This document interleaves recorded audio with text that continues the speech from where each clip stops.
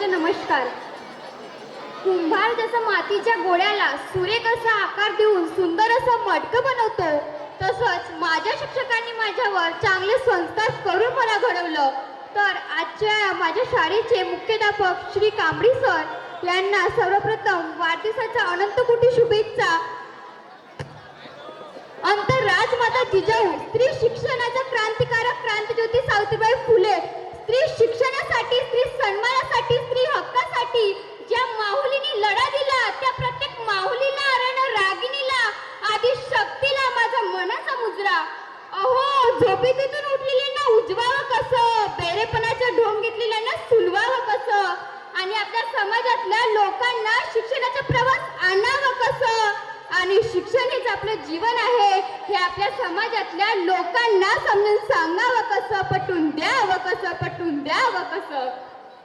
खरंच आज आपला समाज, आपला देश खूपच प्रगती करत आहे, प्रगतीच्या वाटचालीस आहे. पण आपल्याला हे दिसत नाही की पुरुषांचे स्थान किती मोठं आहे आणि स्त्रियांचे स्थान किती लहान. म्हणूनच म्हणजेच एका स्त्रीला, म्हणजेच एका लहान मुलीला तिच्या आईच्या गर्भातच मारून दिलं जायचं. तिच्या जन्म अगोदरच तिचं बालपण हिरावून घेतलं जायचं. पण तेव्हा आपल्याला कोण तेवढा अधिकार द्यायचा, कोण त्या उमंता कडीला तोडायचा. तेव्हा ती स्त्री उमंता कडे आपल्या आईला बोलायचा.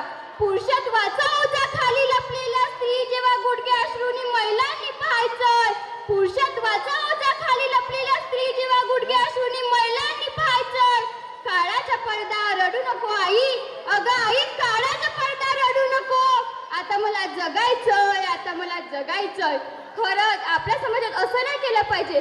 आपण म्हणतो मुलगा पाहिजे पण मुलगी नको, पण मुलगा किंवा मुलगी या दोन्हींना आपल्या घराचं वरदान म्हणून आपण स्वीकारायला पाहिजे.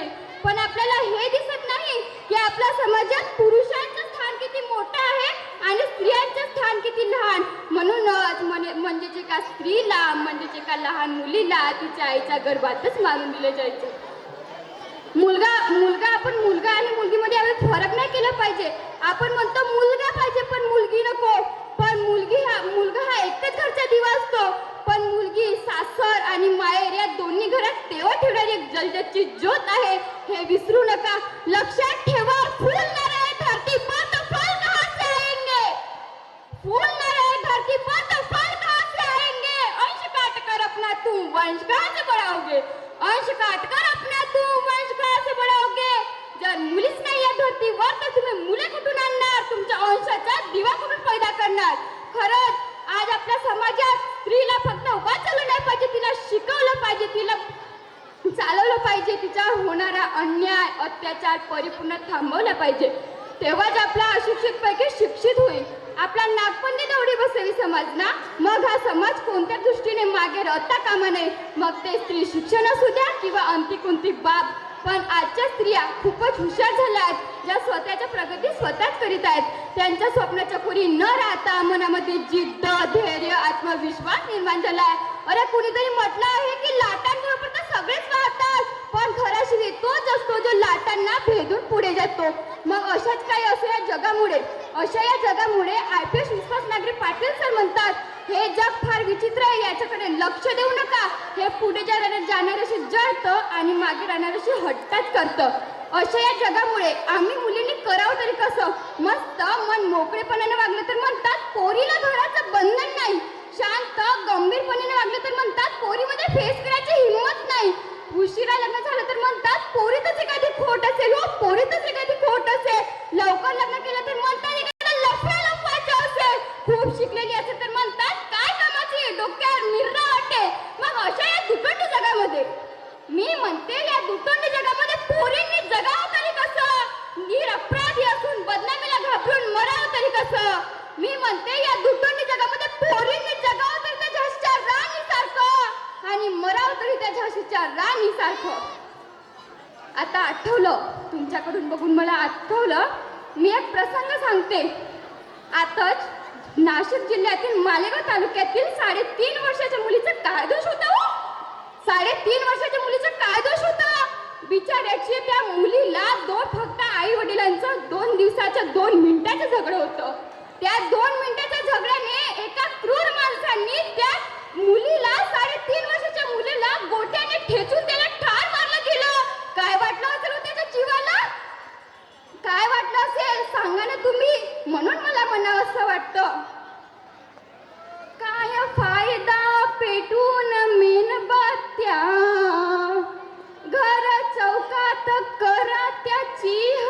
पाया. काय फायदा पेटून मेणबत्त्या, भला चौकात करा त्याची हत्या. ज्याने तोडून फेकलंय तुमच्या बागेच्या गुलाबाला, ज्याने तोडून फेकलंय तुमच्या बागेच्या गुलाबाला. सांगा ना बाबा भेटील का न्याय तुमच्या या लेकीला. सांगा ना बाबा भेटील का तुमच्या या लेकीला. सांगा ना बाबा भेटेल कधी न्याय तुमच्या या लेकीला. असाच एक प्रसंग सांगते.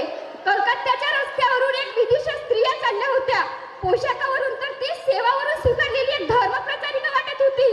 त्याच रस्त्याच्या कडेला एक मुलगी असहाय्य अवस्थेत होती. येणाऱ्या जाणाऱ्या लोकांकडे पाहण्यासाठी त्याच्याकडे वेळ सुद्धा नव्हतं. मग त्या महिलेने त्या मुलीला आपल्या आश्रमात आणलं. स्वच्छ कपडे घातले, स्वच्छ अंघोळ केली आणि त्यानंतर त्या मुलीला विचारलं. तेव्हा ती मुलगी म्हणाली, आज बताती हूँ मैं एक बेटी की पुकार कि बेटी क्या बोलती है. क्या हूँ मैं, कौन हूँ मैं, बस यही सवाल करती हूँ मैं. तुम एक नारी हो, लाचार हो, बेचारी हो. जब बड़ी हुई तो समाज की रस्मों को जाना पहचाना. उनके सवालों का जवाब मैंने खुद में ही पाया. लाचार नहीं, बेचारी नहीं, मैं धरती चिंगारी हूँ. छेड़ो मत, जल जाओगे, मैं दुर्गा माँ काली हूँ. माता पिता का अभिमान हूँ, इस देश की शान हूँ. मैं नारी हूँ, इस देश का आधार हूँ. मैं बेटी हूँ, मैं नारी हूँ, मैं ही सीता, मैं ही द्रौपदी हूँ. इन पुरुषों की इस दुनिया ने मुझे कैसी नियति दिखलाई है. अरे कभी हार गए जुए में तो कभी अग्नि परीक्षा दिलवाई. कलयुग हो या सतयुग हो, इल्जाम मुझी पर आता है. फिर न जाने काली अंधेरी सड़कों पर चलने से मन घबराता है. मैं बेटी हूँ, मैं नारी हूँ, जब सफर अकेले करती हूँ. न जाने यह कौन सा साया है, न जाने यह कैसी आर्ट है. फिर उन काली अंधेरी सड़कों पर दो बाहों ने मुझे खींच लिया. एक ने मुंह पे हाथ रखा तो दूसरे ने आंचल खींच लिया. फिर मर्यादा की सारी सीमाओं को तार तार कर डाला और उन काली अंधेरी सड़कों पर सिर्फ मुझे तड़पता छोड़ दिया.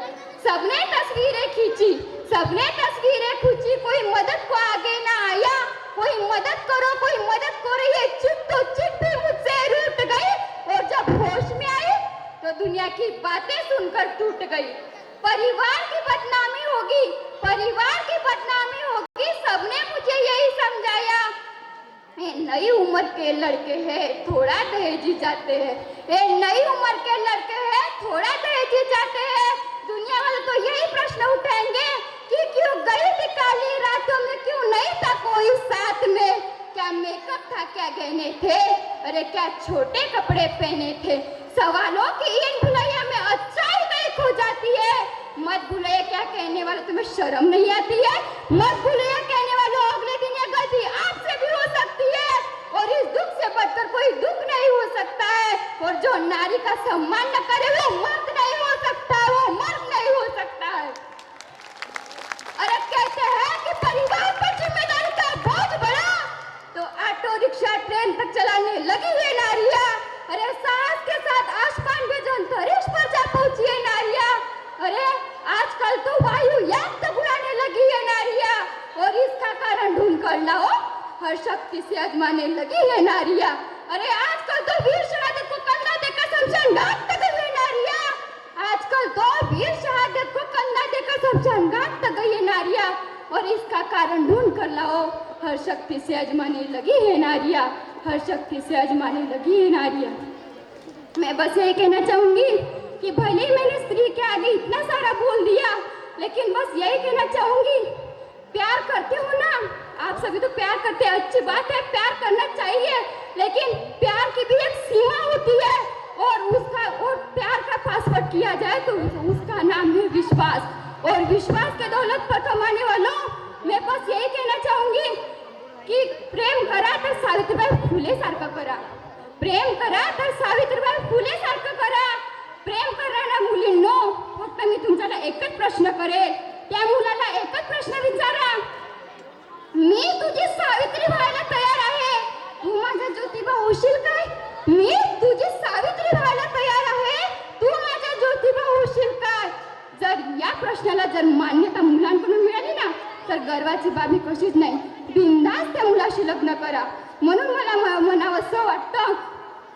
आणि सावित्रीबाई फुले हे तर म्हणतच असतात की आपल्या मुलीसाठी फुलांच्या पायगड्यावरून चालताना काटे बोसले तर सहन करायला शिका रे. फुलांच्या पायगड्यावरून चालताना काटे बोसले तर सहन करायला शिका. कारण काट्यांना फक्त बोसणं माहिती असते, वेदना करत नसतात.